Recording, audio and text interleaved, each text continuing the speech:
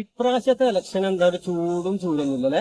എന്താ അറിയില്ല, പഴയമാതിരി ഒരു ആവേശം ഇപ്പൊ കാണില്ല. അതെ അതെ അതെ അതെ ഉണ്ട്, അതിന്റേതായ ആളുകൾക്ക് ഭയങ്കര ആവേശമുണ്ട്. അതെ അതെ എവിടെ എന്തൊരു ചൂടാണിത്. വിഷുവിന്റെ അപ്പുറം ഒരു മഴ ഉണ്ടാവും. എന്ത് മഴ? എവിടെ മഴ? മഴയൊക്കെ പറ്റ പോയുള്ളൂ. എവിടേക്ക് കൊണ്ടിട്ട് ഈ അർജന്റീനയിൽ പോണേ?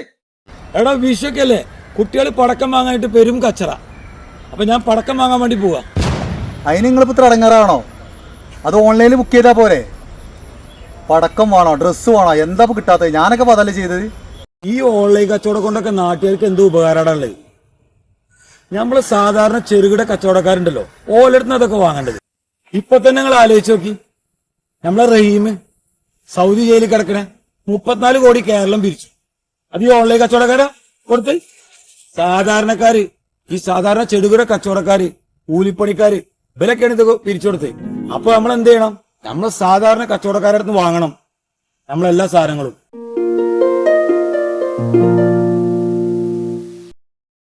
ഉണ്ണേട്ടാ, ഞാൻ ഒന്ന് രണ്ട് സാധനങ്ങൾ വാങ്ങാണ്ടില്ലേ, അതിനു വേണ്ടി ഇറങ്ങിയതാ.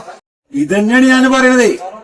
ഓൺലൈനിൽ കിട്ടുന്നതിനെക്കാട്ടിലും വില കുറച്ച് നമ്മളെ നാട്ടിലത്തെ പീടിക തന്നെ കിട്ടുന്നു. എന്തേലൊക്കെ സാധനങ്ങൾ വാങ്ങുമ്പോ നമ്മളെ നാട്ടിലുള്ള ഇതേപോലത്തെ കടകളിൽ നിന്ന് വാങ്ങും. അങ്ങനെയാണെങ്കിൽ മലയാളികൾക്ക് 34 കോടിയല്ല 100 കോടി വരെ ഉണ്ടാക്കാൻ പറ്റും.